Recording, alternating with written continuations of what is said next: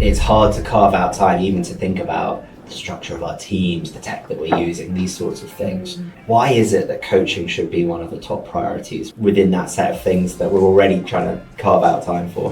I think sometimes people don't want to make the time for coaching because it feels selfish almost to take that time when you should be doing so many other things. But it pays dividends, because if you can spend an hour doing that thinking through the coaching environment, you'll be much more effective at what you're trying to do afterwards.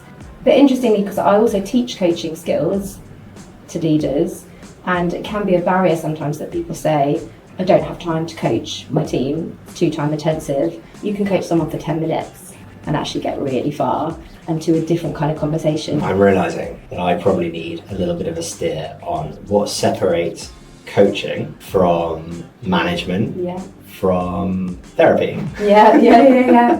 Which is an interesting one. A lot of the time when I'm coaching people, sometimes they say, oh, sorry, this feels a bit like therapy. And that's because it's really therapeutic and it can be cathartic. And, each coaching session might take different forms as well.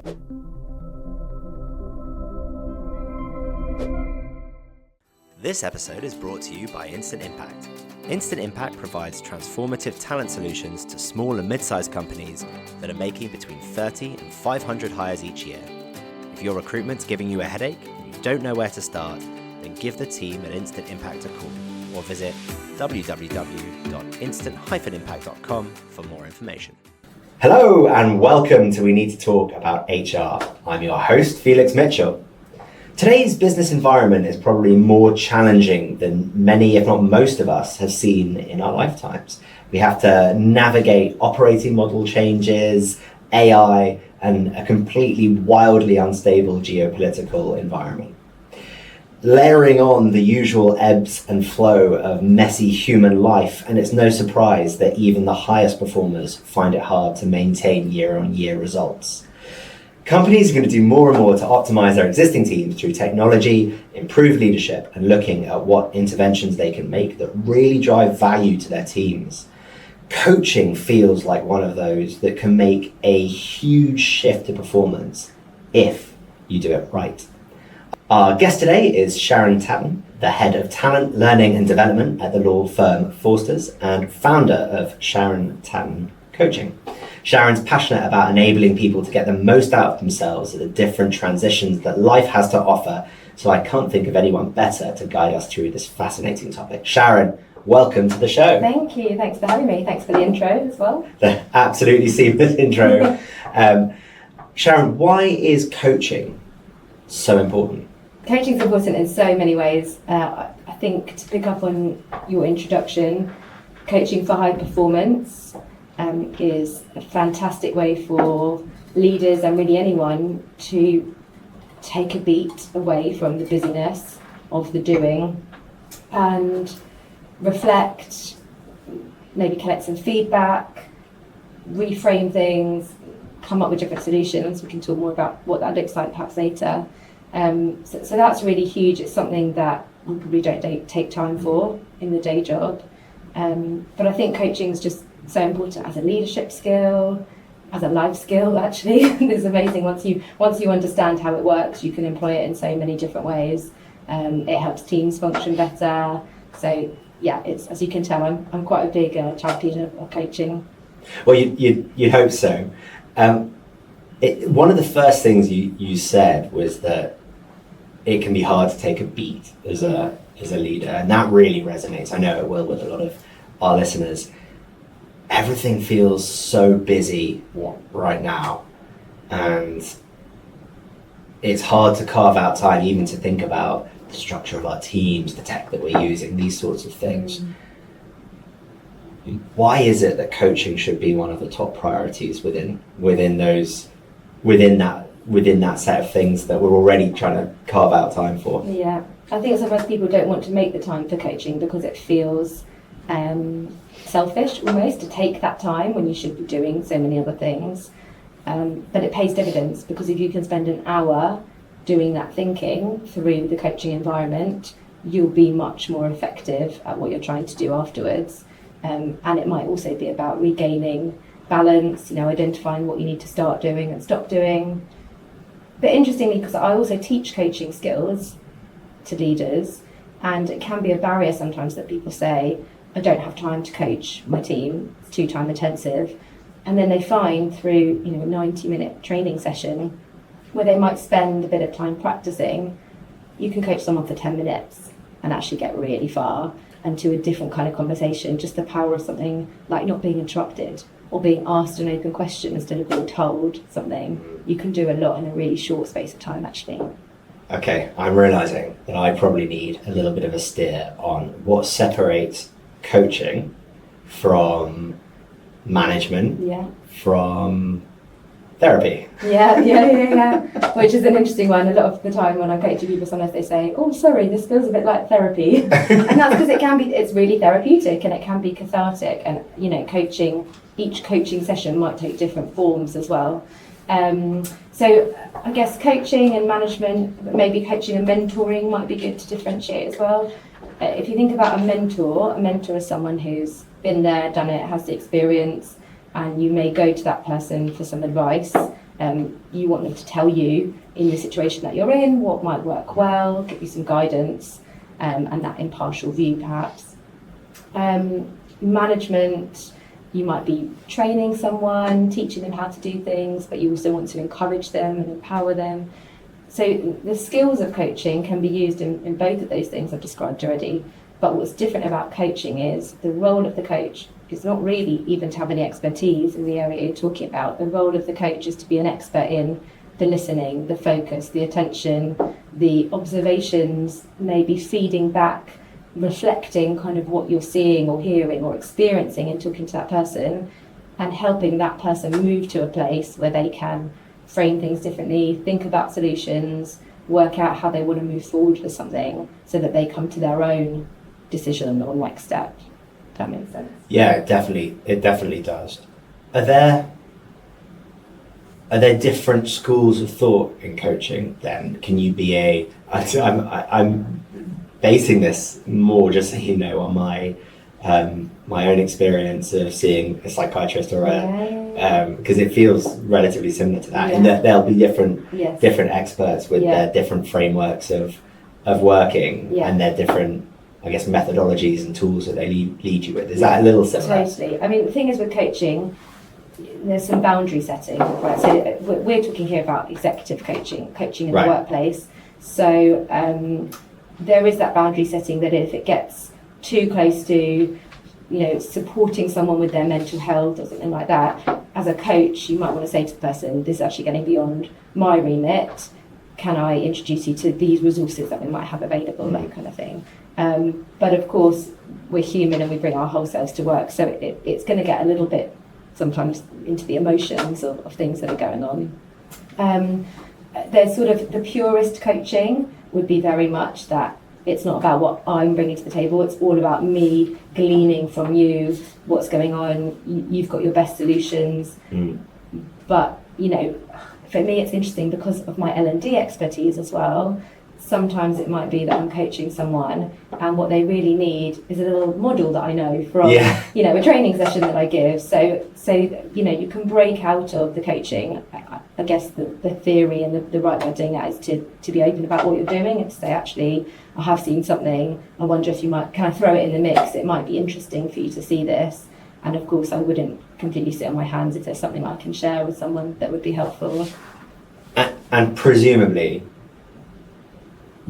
you've got to adjust as you would as a manager or a leader or a psychiatrist. You've got to change your coaching model based on who you're speaking to. Yeah, and what they're going through as well, because your sort of classic coaching, you'll move through looking at their objectives. So coaching is also very objectives focused. So whereas your mentoring might be very ad hoc and you pick up the phone to someone as and when, coaching is based around objectives, goal setting. You're trying to reach a desired outcome. So your classic coaching moves from what's my goal here through exploring what's happening and moving into solutions. I'm sort of talking through the GROW model, which anyone who's listening who knows coaching will have heard of, and into a place of commitment. What am I going to do? But if you're meeting someone on a day when everything's going wrong and they just need to spend the whole session in that kind of exploration phase just to get it all off their chest, and then they go away and having done that, you've unlocked something that they can do the thinking on their own, then you have to flex to that as well. So it's not always as linear, which I think took me a while to learn as a coach. You know, you walk out of a coaching session, I wanted the achievement feeling of, oh, I've done everything as I should, and you know, I can walk away and feel like I've done a good session. But you have to trust the process sometimes and know that you've done what that person needed, and then the next time you see them, they'll come back and tell you what happened in the interim. That's interesting, and I guess I have the flip side of that, where I've had to step into coaching roles as a manager or as a mentor, and I find it very hard to stick to the model, because I like to fix things, and I like to fix things quickly. And I'm sure this is a problem that a lot of the partners that you support, for example, I'm sure this will resonate with some of them, which is, you know, if you're in a world where you've got a team that reports into you and you've got to move quickly and you've got team goals, you've got all the rest of it, sometimes you're so tempted just to be like, right, this is what you need to do, go away and do it, you're welcome. Totally. That's the habit, and also sometimes coaching isn't appropriate. You know, if you're in a situation where something has to be done a particular way, or there's complete time urgency, you can't, as a manager, always employ coaching skills, and nor should you. But if it's just the habit getting in the way, or the feeling of that I need it done in this particular way, I can't give someone the freedom to choose, it might be helpful to reflect on your own style and think, well, actually, how could I try flexing that approach and getting someone to the point where you can empower them to do something? And you never know, they might come up with something better than you've seen. For what it's worth, I've done the reflecting. I just need to get in the new habit. New habit. Yeah. I'm really interested to move into when coaching is most valuable. I know the real focus that you have in your coaching practice and the work that you do for Forsters is around people in transitions of their life or in their profession. Yeah. Is that the most important time to have coaching, or is there a sort of rule book that we can use? I think transitions is a huge one. Change, you know, it's linked to that. I work in an environment, having worked for big law firms, you know, these are very high achieving people, high performance culture, and you've got people who are really good at what they do and feel that self-esteem around it. And then you get to a place where someone hands you a new job title or expects you to do something different, or you've reached another milestone in your career and you can be into the unknown, and that can be quite a scary place to be. So I do think coaching helps there. Some of the topics that I see a lot in coaching, things like confidence. You've got people that to the outside world you might think are really confident, but actually they're struggling, and some imposter syndrome, things like that. So I do think transition is a huge one, actually. Anything that's changing can bring about a bit of unsteadiness, where coaching, just a little bit of someone coming in, giving someone the space to think things through, to regain their confidence, to have that reflection time, it can be really, really hugely helpful. Confidence is such an interesting one. Yeah. You know, we had a guest on the show, I think the episode or two ago, we were talking about the impact of the menopause and perimenopause as well, and how devastating that can be for women's confidence. Yeah. Do you see that at other shifts in with employment? You mentioned getting a new job or going through a period of big change. Maternity, when you say menopause, reminds me of that. Yeah, absolutely. So if you've been away for a while, even going away on a secondment and then coming back and trying to rebuild a practice, it can be damaging to the confidence, definitely. But even things like receiving feedback, you know, I have people who, or having one very difficult client, you know, you think you're doing really well with your career, and you have one particular difficult client who just completely can dent your confidence after years of building that up. So, these things are really tricky. For those who are listening who might suspect that there are people in their teams, for example, who might have had their confidence knocked, what are the sort of signs of someone who's lost confidence and is struggling in other areas? How does it impact the rest of their work? You know, it's an interesting one. I think a lot of this is based on personality preferences and styles. I think as a leader, if you can get to know the people in your team, which you can do through coaching style conversations as well, that's the best clue to understanding the telltale signs, because for some people, you may see them go more into their shell when they've lost their confidence, whereas for others, they might almost be more reckless.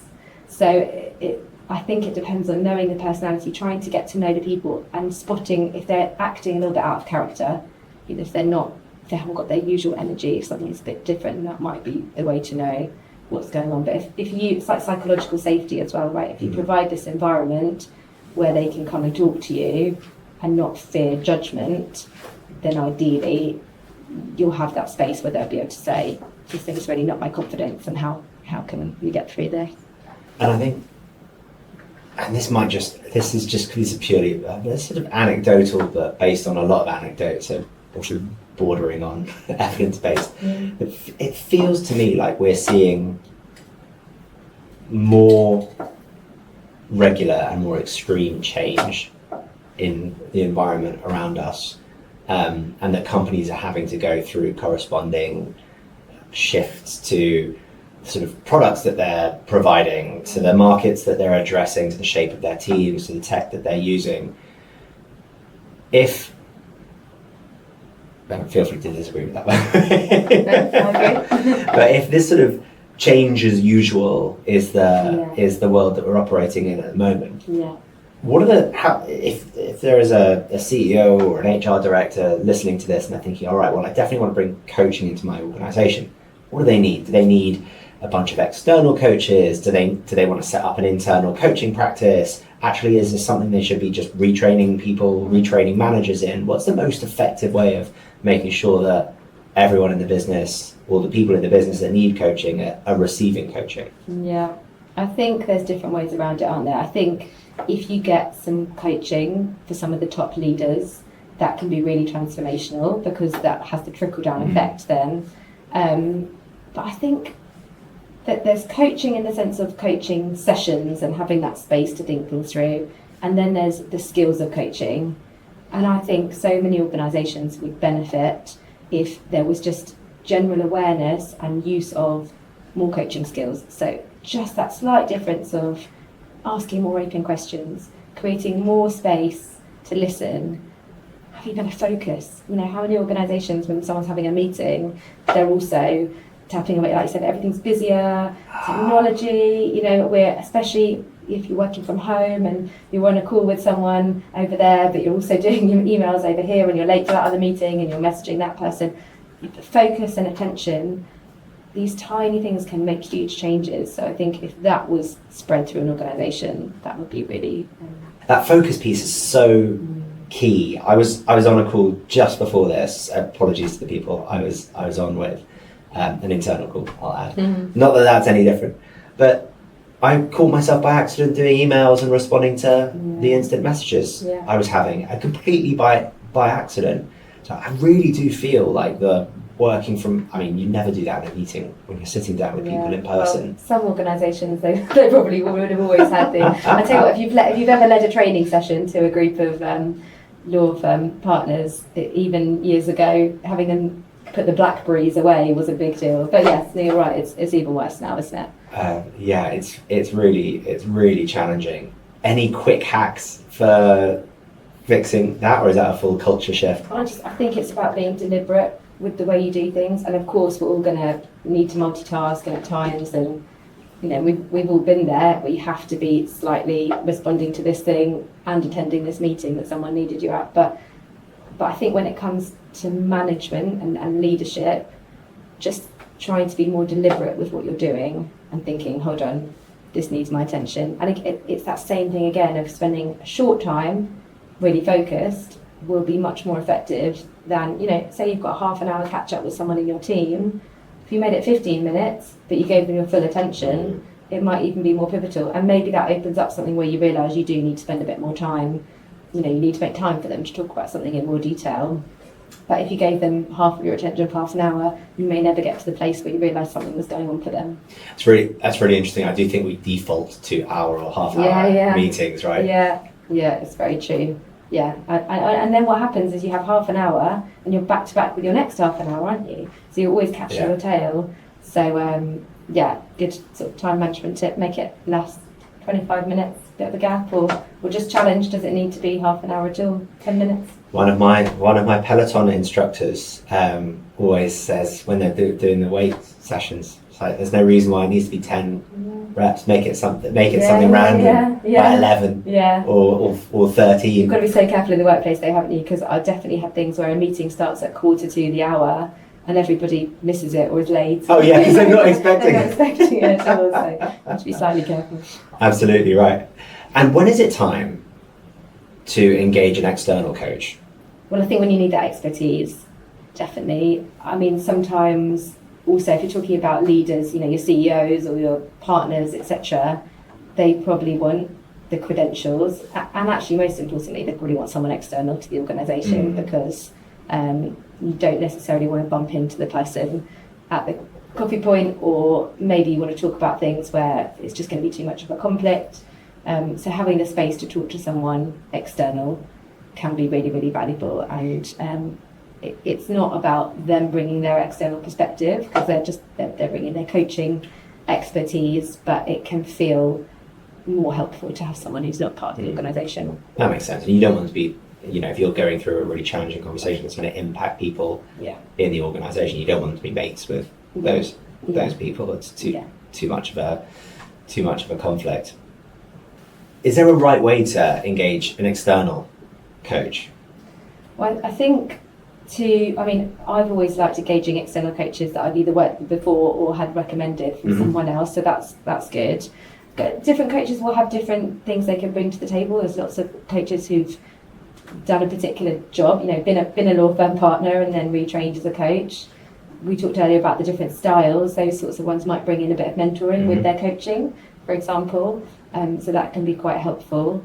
I think quite important is to have chemistry meetings, which means putting the coachee in front of a couple of different coaches to see if they can work together, because you want the energy levels to match, you want them to feel it's a very exposing relationship, and everything that happens in coaching is confidential, so you want to make sure it's someone that you can feel like you can open up to and will support you with your thinking in that way. So having a bit of a 20-minute, half an hour hearing from that person about their style of coaching, what they might bring to the table, how they've helped people before, maybe topics they tend to coach people on. That person will think, yes, I think I can work with that person, and then they can go back to their HR director or whoever's made the introduction and say, yes, I'd like to go with this coach. Really interesting. So speaking of topics of specialism and of particular interest, I'd just like to bring us back to these sort of transitions that people go through in life. I think one of the programs you set up at Forsters is all around helping partners to prepare for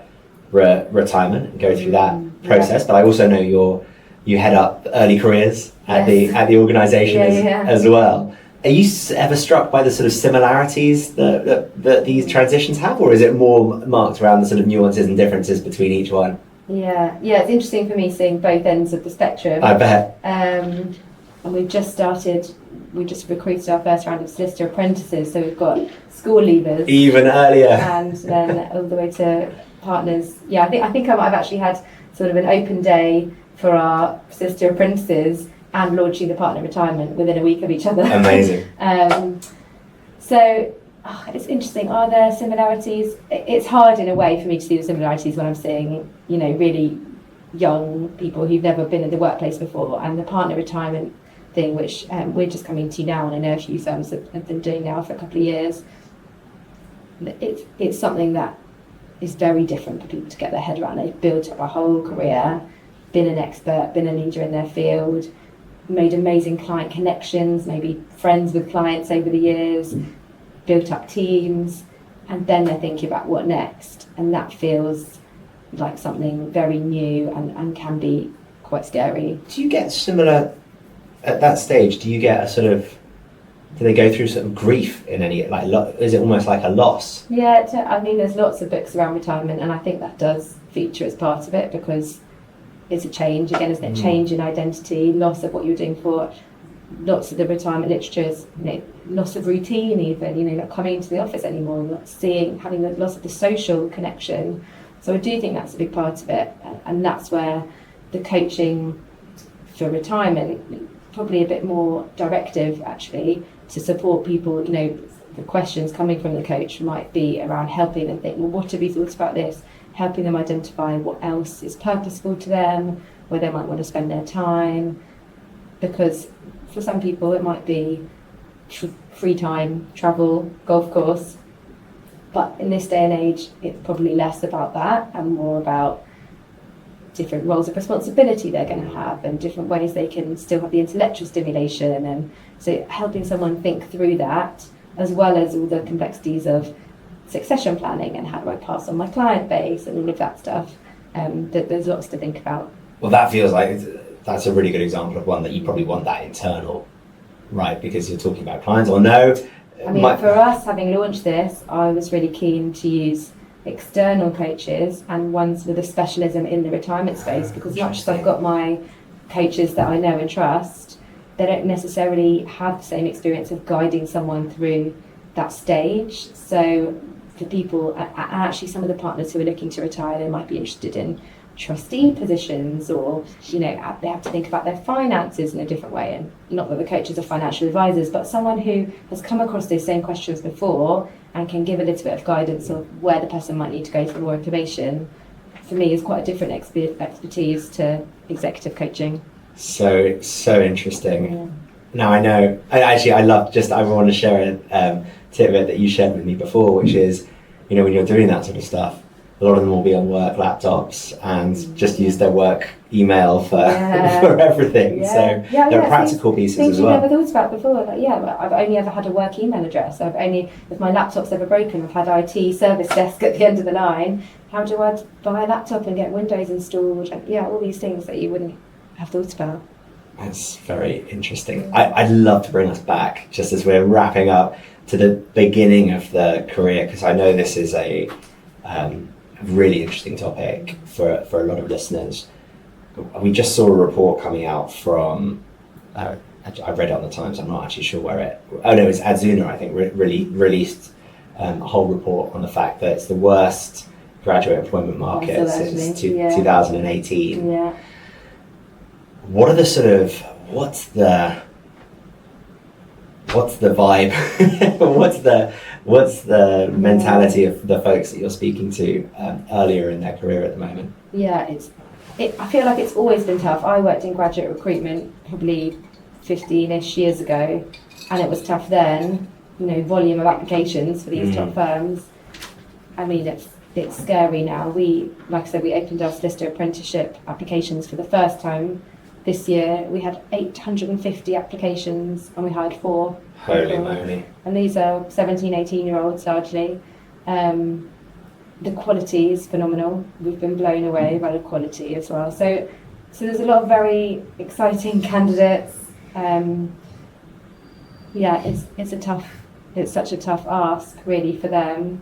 I think schools and careers services at universities can probably do a lot to help them know what to do. I mean, the law firms in my world of law, the firms themselves do a lot, and other organisations like Legal Cheek and things like that, they give a lot of support to students thinking about making these applications. But what to say, it's incredibly competitive.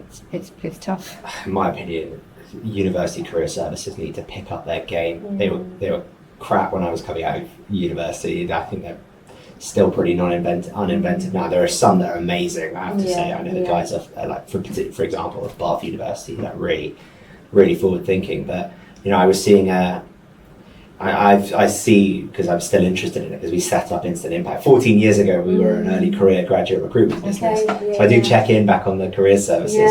It's still the usual suspects. They're still sending people off to the top 10 law firms, top 10 consultancies, top 10 banks, and I think there's a real disconnect between the reality of the employment market out there and where young folks are being. I guess the funny thing is, how are those people really consuming and finding information now anyway? It's not through the career service. It's not through the career service, it's largely social media, isn't it? So actually, the firms are doing a lot themselves. There's amazing things like City Century, I don't know if you've heard of that, was hugely important in getting loads of city law firms, and us slightly outside the city, to start taking up solicitor apprenticeships. And that's largely driven on social media. That's how all the students find out about things. So actually, yeah, maybe we just need to do things in a different way to help them. I'm on board with that. On that note, on that call to action, Sharon, thank you so much for joining the show. It's been an absolute pleasure to have you on. Thank you so much for having me. It's been lovely. Thank you.